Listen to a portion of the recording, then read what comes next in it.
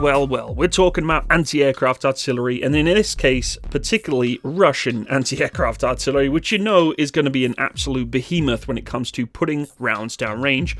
When you watch this particular anti-aircraft gun firing, it's actually quite astonishing, the level of firepower that it produces in such quick succession and pumping brass out the other side of it. The Russian AZP S-60 is what we're going to look at today, and this thing has really proven its test of time, as you can see here being utilized in the Ukrainian conflict in training scenario. This is not combat footage, and it's always fascinating listening to people talk about these kind of guns because they always say, well, it's a World War II gun, why are they still using it? We need to upgrade and modernize. No, I don't think so. You know, the 40mm Bofors is still being used in a multitude of platforms today, and so is this gun. It is a 57mm platform, very capable of doing a lot of ground damage, which as of today is really a big focus for long-range engagements where you don't need more sophisticated high-tech weaponry. So we're going to do a little bit of an overview of this weapon system, so give you some understanding of how it works. And you know, for me, I like to learn about artillery pieces, being that I'm an artillery gunner, even if it's not indirect firepower. This is really, though, a direct fire weapon, but it is interesting to see they're capitalizing on this system from an indirect roll, so they're actually elevating the barrel and punching out that 57mm round long distances, using it as literally almost like a howitzer, which is really not what it was designed for, but could do so with that 57mm round. So let's talk about it. The Russian AZP S-60 anti-aircraft gun has had a long and varied history, from its initial development in the late 1940s to its current use by numerous armed forces around the world. The development of the S-60 began as early as 1946, when Soviet engineers began to design an anti-aircraft gun that would replace the aging M1939 37mm anti-aircraft gun. The goal was to create a weapon that could effectively engage low-flying aircraft while also being mobile and easy to operate. In 1949, the S-60 was introduced for service with the Soviet military. The development of the AZP S-60 traces its roots back to, believe it or not, the AK-47. It was designed by Mikhail Kalashnikov, the legendary designer of the AK-47 assault rifle, and his team at the Ishmash factory.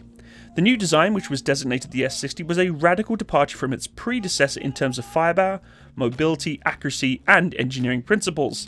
The S-60 had extensive use in varieties of conflicts, including the Korean War, Vietnam War, Soviet War, Afghanistan, you name it, it's pretty much been there.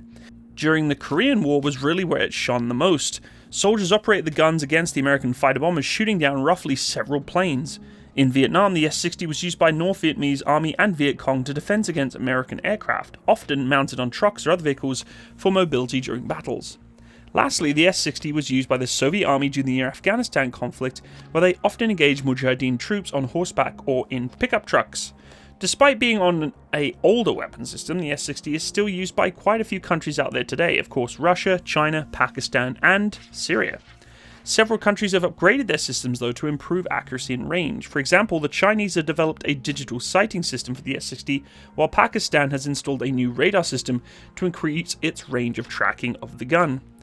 Now, the S-60 is a towed, air-cooled, automatic anti-aircraft gun that fires the beautiful 57mm round. It can reach a maximum elevation of 85 degrees and can fire at a rate of around 120 rounds per minute. It has a range of roughly 4 kilometers or 2.5 miles against aerial targets and up to 8 kilometers or 5 miles against ground targets. The S-60's relatively high rate of fire and powerful ammunition caliber make it capable of engaging a variety of targets, including helicopters, fighter jets, and even some lightly armored vehicles. The S-60 is comprised of two main parts, the gun assembly and the carriage assembly. The gun assembly obviously being able to be placed on a multitude of different platforms, but when it was initially designed, it was purposely designed for anti-aircraft capabilities. Normally batteries of around 6 to 8 of them were paired together, in quick succession just blasting everything out of the sky. The gun assembly consists of the barrel, breech block, bolt, and recoil system. The empty brass is ejected quite violently out the other side of the breech, and has a very accurate capability for knocking out aircraft at extended ranges considering the size of the caliber. Unfortunately, due to the nature of the round being so big, the barrel heats up very quickly, so prolonged engagements do require some extra cooling. The carriage assembly includes the wheels, frame, and firing controls.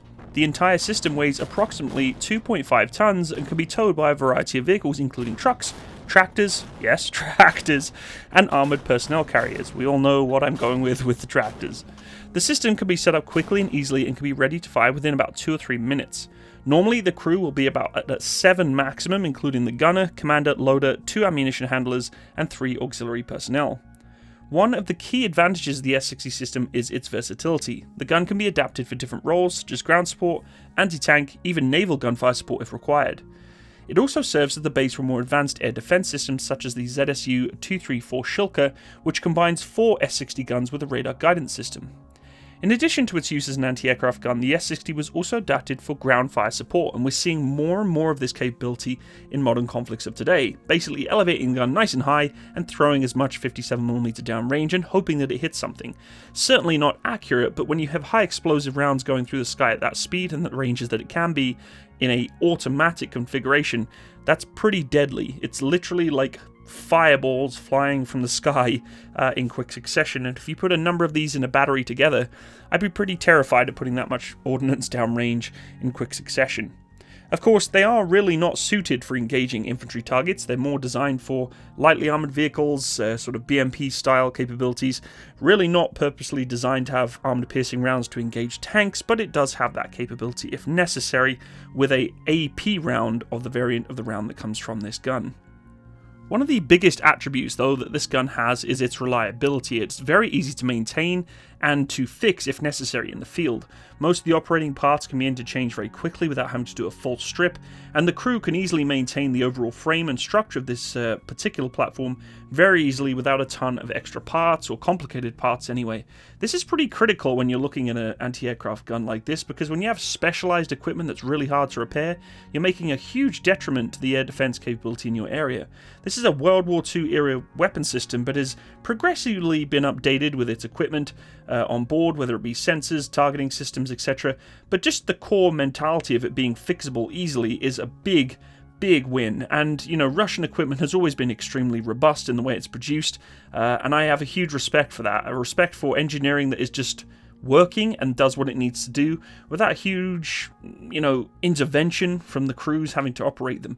It's similar to the C3 howitzer that I use in the Canadian Armed Forces right now. It's not complicated. It's a very simple platform that I can change the firing pin or the breech block out for if I need to. It's easy to maintain, and that's critical for if you're wanting something that's towed for sure, because a self-propelled unit has enclosures for mud, dust, etc., etc.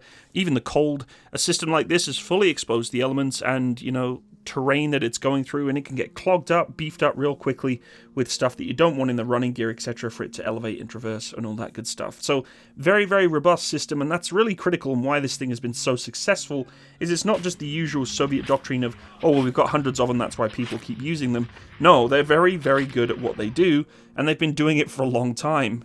There's a multitude of ammunition for this gun, primarily the high explosive incendiary designed to really take out the aircraft with fragmentation that can damage its control surfaces or engines, and the incendiary component of the round can start a fire on the aircraft, causing even more damage. There is an armoured piercing incendiary. It's designed to penetrate armour of low capability, for instance BMPs, or even potentially some heavier duty vehicles like a T-55 and such. This can also give the ability with the incendiary to ignite hydraulic fluid or fuel that are inside the vehicle, but primarily it's not going to do a huge amount of penetration. There's also the high explosive fragmentation, which was designed to take out larger transports like bombers and would explode midair to release a spray of metal fragments, and these fragments would of course destroy just about everything the aircraft had on board. The S-60 has gone through several modernization programs over the years, which have improved its capabilities and reliability. The latest version of the gun, known as the S-60M, features an improved breech and feed mechanism, a digital fire control system, and a new ammunition type that doubles the range and penetration of the gun. Fire control equipment consists of a reflex sight for anti-aircraft use and a telescopic sight for ground use.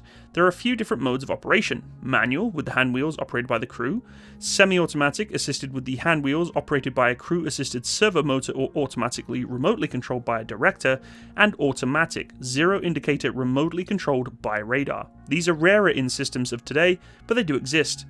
Because of the high accuracy of the adaptable radar system, it could also be used against drones. Some of the main advantages of the new upgrades in the radar systems were the dynamic parameters of guidance and the azimuth and elevation drives, and the accuracy is improved. There's more precise target hitting due to the use of a new reflector sight, day and night, night vision, or depending on any other user requirement. All operators' necessary data are visualized on the reflector sight.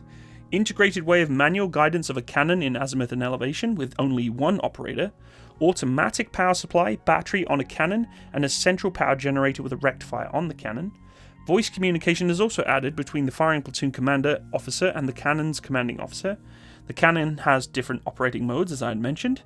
Operators are reduced to around 4 people for maximum reliability and usage, so you don't need 7 people operating it now, you can use basically 2 or 3. And there's a reduction of damage possibility with the increase of service options. The specific ammunition in this kind of setup is known as the 57mm HET, which is a high explosive complete round with a tracer specifically for anti-aircraft engagements with radar. This is designed to engage targets up to around 4,800 meters using the automatic aiming sight and up to 6,000 meters using the central radar aiming sight. The round consists of the projectile, or the OR-281U, with the MG57 fuse and the number 8 tracer. The projectile contains around 0.15 kilograms of explosives, AIX-2, and the cartridge contains 1.2 kilograms of smokeless powder, giving a pretty powerful primer of the KW-5U launching it downrange. As I mentioned, there's a multitude of ammunition for this particular gun, including illumination rounds if necessary, but for the most part, it's designed with that HE. So, the Russian AZP S-60 anti-aircraft gun has a rich history and continues to be a valuable weapon system for many countries around the world. Its powerful ammunition, high rate of fire and mobility make it an effective defense against a variety of threats, both aerial and ground. While newer systems may have surpassed the S-60 in terms of technology and range, it is clear that the gun will continue to be used for many years to come. Overall, the operational history of the gun is one of success and effectiveness. It played a key role in Soviet air defense strategy and was a significant factor in several military conflicts. Although it is no longer in widespread use, it remains an important part of military history and a testament to the ingenuity of Soviet weapon designers.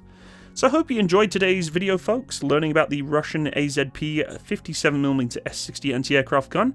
If you did enjoy the video, please leave me a like and, of course, leave me a comment. You can also go check out my description box below for my various links, including my Patreon and PayPal. I'd like to thank everyone who's been financially supporting me on that. It really does mean a lot, especially now we've just recently hit 400,000 subscribers. You have made this channel a success, so thank you for doing so.